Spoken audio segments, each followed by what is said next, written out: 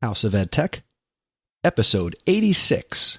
Hey, I'm Miles, and you're listening to the House of EdTech with my daddy, Chris Nessie. Support for this episode of the House of EdTech comes from my awesome supporters. Many thanks to Jeff Herb, Peggy George, Mark Grindell, Brent Warner, Dan Gallagher, and Jen Giffen. If you're interested in becoming an awesome supporter, go to chrisnessie.com/awesome.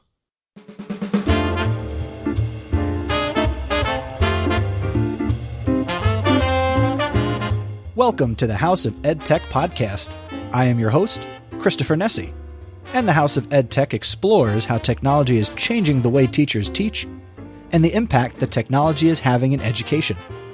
My objectives include discussing technology that is changing our classrooms and schools and sharing tools and tips that you can hear about today and use tomorrow. I talk to teachers, leaders, and creators just like you and have them share their stories. The purpose? Whether you use it or not, technology is changing the way we teach and how our students learn.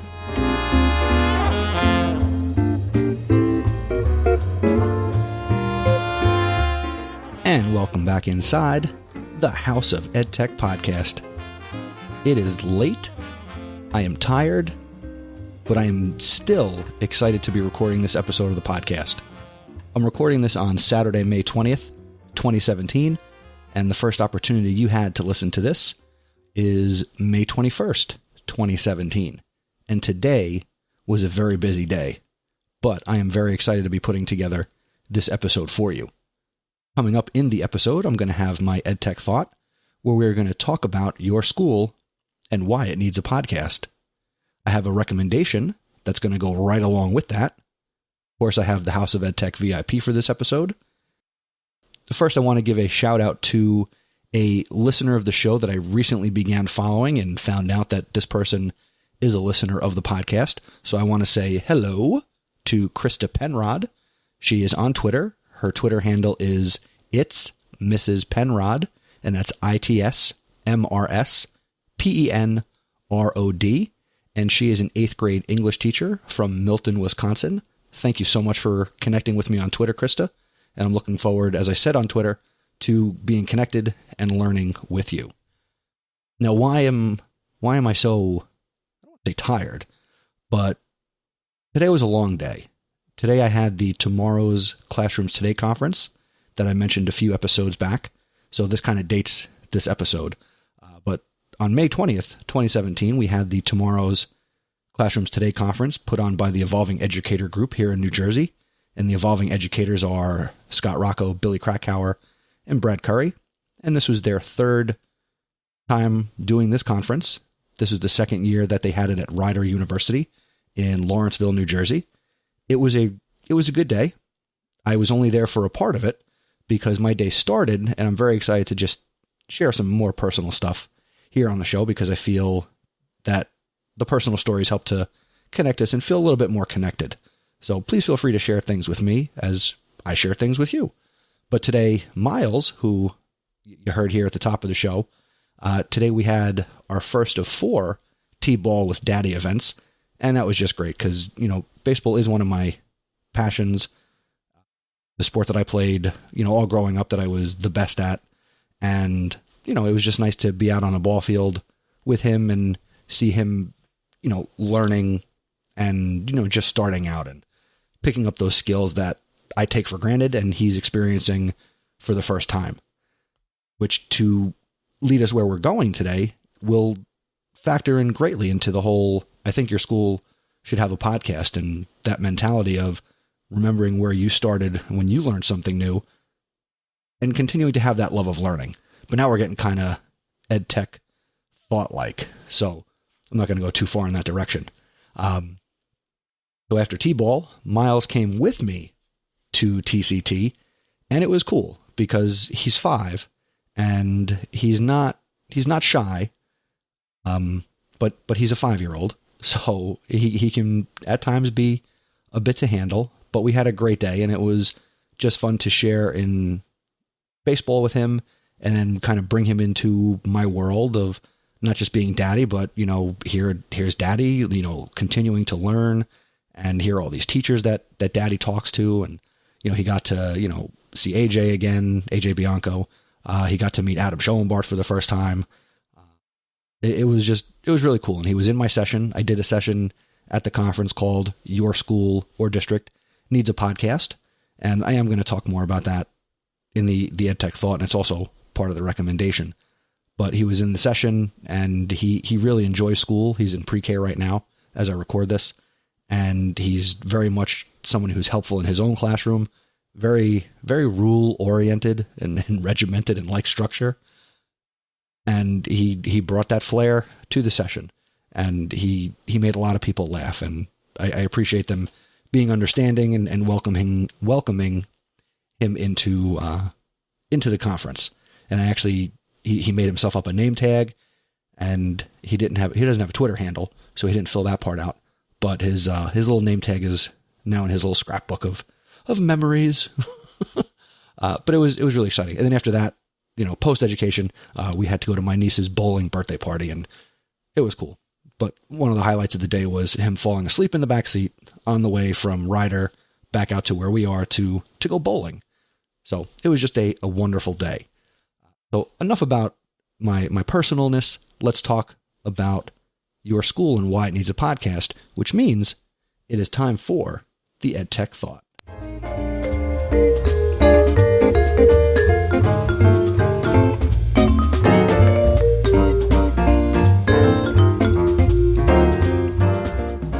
So as I said, we're going to be talking today about the EdTech Thought, and the thought for today is your school needs a podcast. So this is going to be a brief synopsis of the presentation I gave at TCT called Your School Needs a Podcast. Why does your school need a podcast? Well, it's a positive thing. What one podcast has done for me can definitely be extrapolated out for what it can do for a whole school. And that's building community. What I've done here with this podcast would happen for a school. And when I say build community, I also talk about connecting with the community, because it's a way to connect your school or your district with the community it's in and beyond. I mean, right now you figure your school already connects, whether you're sending home flyers or through your school website or a Twitter account or a Facebook page. This is another way to create engagement with your community and go beyond your community, beyond your website, because a podcast is something that's very personal. It's very intimate. I mean, think of it right now. If you're on the treadmill or you're in your car, it's just you and me. A podcast that's from your district could be hosted by your superintendent or an assistant superintendent or a building principal or a department supervisor. And it would be really powerful because I know you and I have a relationship with each other now. Your school could build relationships with the parents, the grandparents. Potentially, maybe you're in a district where maybe there's a heavy military family presence, and you'd have the ability to connect what students are doing to family members who are far away. Perhaps your community is more of a transient-like population, and you constantly have families moving in and out. It's really just a way to promote what's going on in your district. And obviously that starts with the great things that our students are doing. Now, podcasting, I believe it's easy to get started. When I say it's easy today, May 20th, 2017, than I think it's ever been, because you can record with simple programs like Google Hangouts, GarageBand, Audacity, Soundtrap, and those are all very easy to use. Google Hangouts, that's browser-based to have your conversations and have the opportunity to create a recording if you use something like Google Hangouts On Air Live or YouTube Live as it's now known as.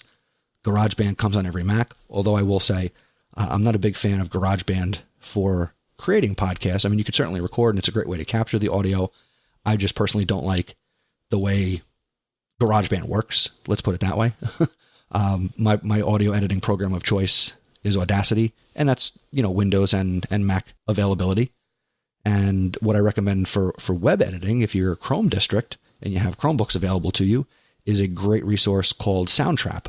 And that is a web-based multi-track audio editor that stores your project files in the cloud, integrates with Google, and it allows students or anybody working in it to collaborate with each other at a distance on audio editing, to record at a distance.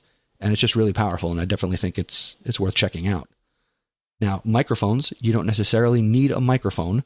You can certainly open up your laptop and you can talk at it, or you can do that with an iPad or some other handheld device, your phone maybe.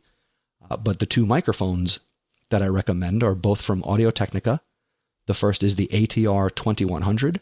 The other is the AT2005. And these are both dynamic microphones that can connect via USB directly to your computer, or they also have the XLR connection. If you're not familiar with microphones and audio technology or audio terms, the XLR is the cable you would connect like in the cafeteria or the gymnasium if you're going to connect a microphone, with a wire. But these microphones let you do either or. That gives you a lot of flexibility. You can get an ATR 2100 for about $60 on Amazon. The AT2005 goes for about $80. At different times of the year, you can get the microphone for as little as $40. And why do I say dynamic versus condenser? Well, a dynamic mic works where it's directional. So it's only going to pick up sound that when I'm talking directly into the microphone, which I'm doing right now. I use the AT2005.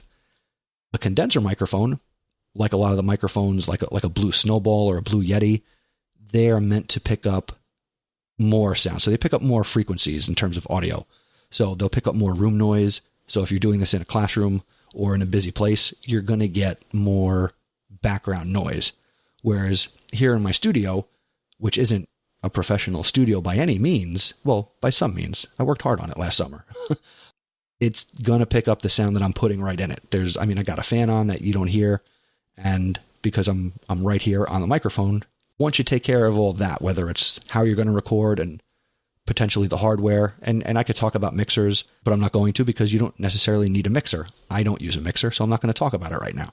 That'll be a podcasting story for another day. Besides hardware and software, have a plan. What do you want your school podcast to be about? What are you going to include in it? Who are you going to include? Once you figure that out, the very next step, and this step could even come first, just hit record. Just hit record. Just hit record. And I didn't loop that. I said it 3 times. That's all you need to do. Record into your computer, record into the audio note taker on your phone. Get your thoughts down. You don't have to let anybody else hear it. You can practice. You can figure out what type of time you can devote to a school podcast or a district podcast. And have fun.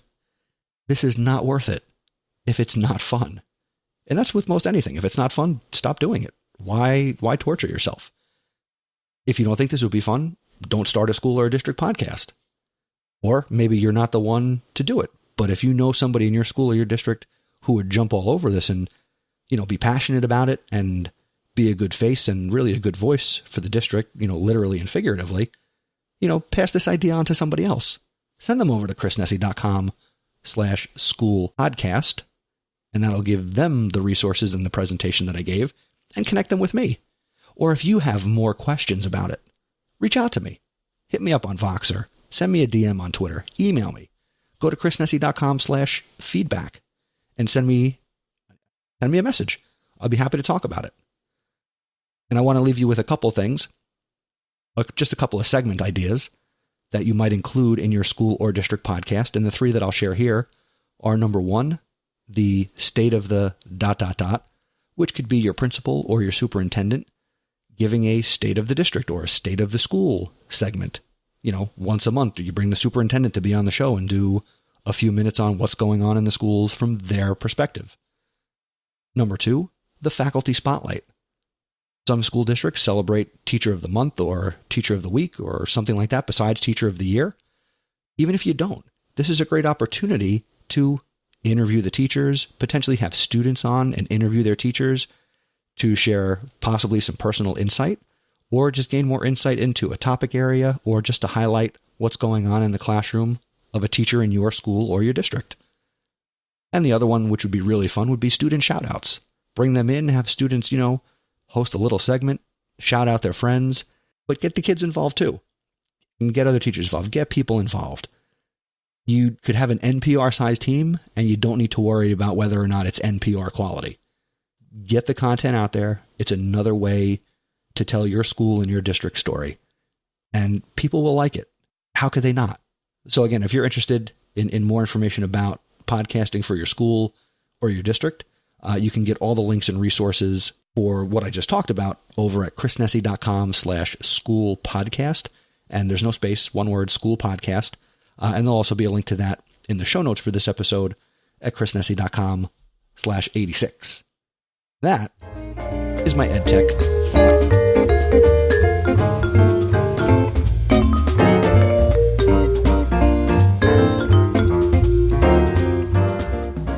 And now it's time for this episode's EdTech recommendation. And this episode's recommendation falls right in line with what I just talked about in the last segment. And I'd like to recommend to you today Spreaker Studio for desktop or mobile. Spreaker is a podcast hosting company, but they also offer the ability to help you create your podcasts. They have two options available: software for your desktop, which is free, Mac or Windows, and also a mobile app for iOS or Android that allows you to record or live stream and also integrate easily with Skype if you want to do interviews.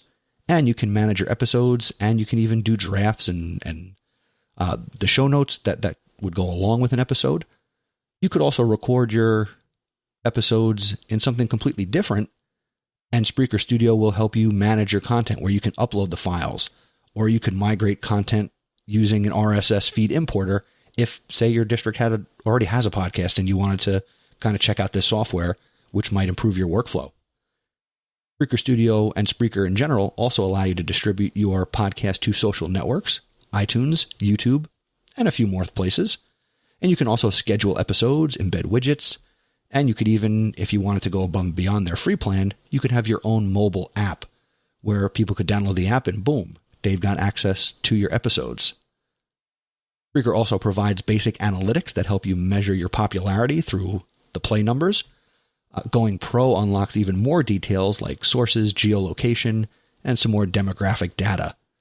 If you're broadcasting live, you could chat with your listeners via texting in a chat room while you broadcast, and you can read their comments right on your episode's page, and then you can include them right in the recording of the broadcast. Now, they have a great free plan, which is what I will highlight here, because free is our favorite price, and their free plan includes 5 hours of recording time. What does that mean for you? You sign up for a free Spreaker account, and you've got 5 hours worth of storage, which means if you do a 10-minute podcast, I'm not going to do live math, but you can do X number of podcasts at 10 minutes until your 5 hours is up. When you have that 10-minute episode beyond 5 hours of episode content, you would have to just delete the oldest one. So as you want to add, you can always only have 5 hours of content available. So depending on how long your podcast is, if it was a 1 hour show, you can do 5 episodes. And then when you want to put that 6th one in, the first one's going to not be available anymore to people who subscribe to your feed. Only those most recent 5 episodes. It's not expensive, but you can go to Spreaker.com to check that out. And also check out Spreaker Studio, which lets you integrate sound via like a soundboard. You can mix in audio, and it's not that difficult to use. You're not going to break it, and you have nothing to lose by trying it. So check out Spreaker Studio. That's the House of EdTech recommendation.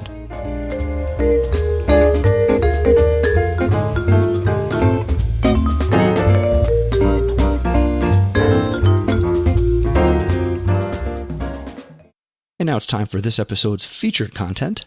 And today we're going to be making the most of limited access to technology. Not every classroom or school is fortunate enough to be one-to-one, or even have enough computer labs or mobile carts to go around. So what do you do when you want to use tech, but have limited access? I've been passionate about using technology in my classrooms since I student taught, and that was way back in 2007. Even in the schools that I've worked in with limited access, I made tech integration a priority for me and my students. I was the teacher who was reserving the labs when nobody else was. In a middle school I worked at, I had a great relationship with the technology department and got my students access to the wireless network on their own devices, which was a very basic, very limited BYOD initiative for my kids. Some of the students used phones, others had tablets, laptops, or iPods. It was really cool. I've always been known as, quote unquote, that teacher. You should consider being known as that teacher too. Be the teacher who reserves the labs a few months out, if you can. Even if you're not entirely sure what you're going to be doing, any reservation can be canceled. Not until I got to my current position did I have a classroom with 30 Chromebooks, just for my students. Consider appealing to parental interest in their child's education. Back to school night, conferences. Explain to parents what your intentions are and the type of learning environment and experience their students could have, and you never know how they can become a resource and even help you advocate for more access to technology.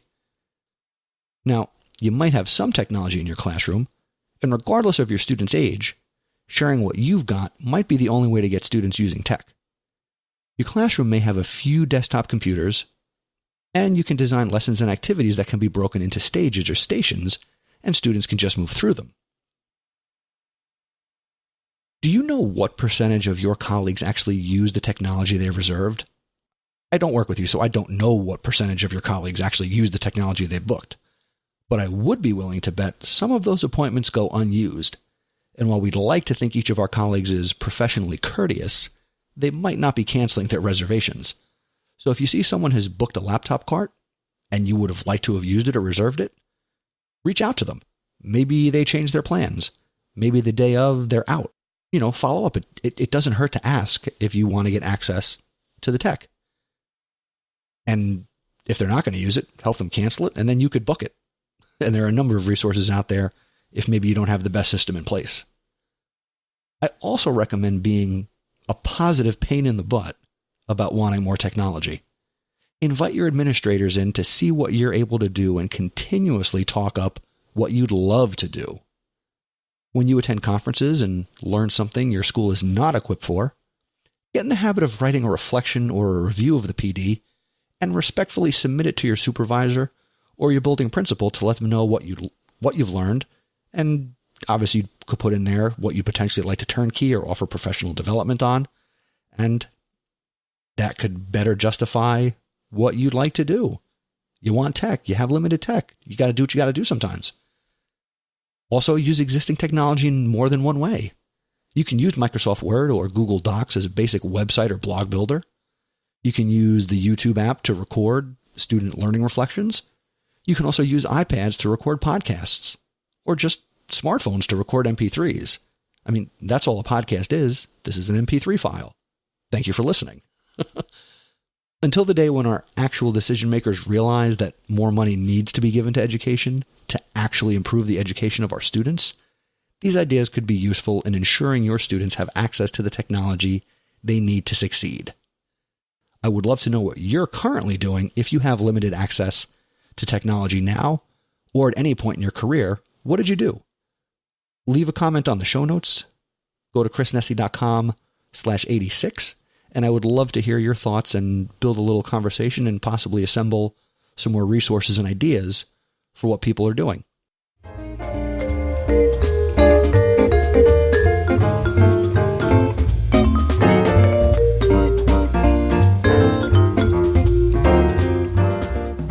And now it's time for this episode's House of EdTech VIP. Congratulations to Mr. Rich Chiz. Rich is an administrator at a pre-K through grade 6 school in New Jersey. He's a husband, he's a dad, and he is the co-founder and he's a co-author of the really good website, 4 O'Clock Faculty, which can be found at 4o'clockfaculty.com. And 4 o'clock is spelled out, FOUR, etc. There'll be a link in the show notes. He is using his talents and abilities to empower others. He believes in the ideas of being nice, working hard, and thinking big. And really what I'd like to help Rich here with is that you check out 4o'clockfaculty.com. He's a great guy who I've met at a number of conferences. He was in my podcast session today, and I know he's doing some really good things, and his heart is very much in the right place in education. And if you're not connected with Rich, You can connect with him. He is on Twitter at 4o'clockfaculty, as well as RAChiz, which is his personal Twitter account, and that's RACZYZ. Congratulations, Rich. You are the House of EdTech VIP.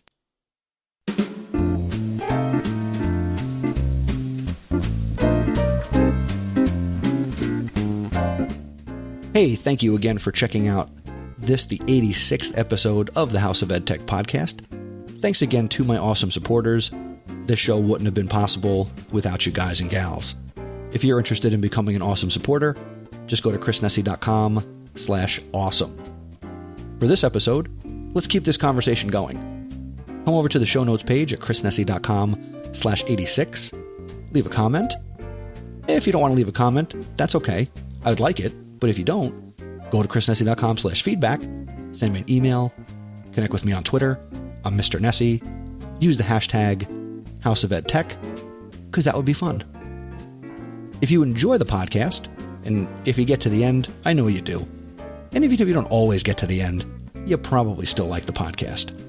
But I'd like you to do a couple things for me. Number one, tell somebody else about the House of EdTech. Tell them in person. If you tell them on Twitter, tag me in the tweet.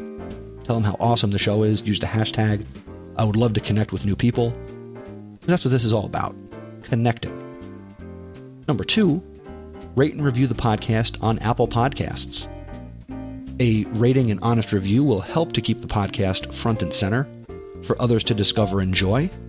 It makes me really happy that, I've been doing this for 3 years, and the House of EdTech consistently is a top 20 podcast in the education technology category. And that doesn't happen if people like you haven't subscribed and talk about the show. So thank you so much. The next episode of the House of EdTech, number 87, 100 is within reach, and I plotted it out. I know when it's going to be, and I'm very excited as I plan episode 100. But before we get to 100, we obviously have to get to episode 87. 87 is going to be dropped on June 4th, 2017. I'm going to be speaking with New Jersey educator Bruce Reicher, and we're going to be talking about content creation and the great experience that he's fostering for his middle school students. It was really great talking to Bruce, and I'm looking forward to sharing that conversation in a couple weeks. Until next time, thank you for learning with me, and remember, using technology isn't difficult. Just give it a try.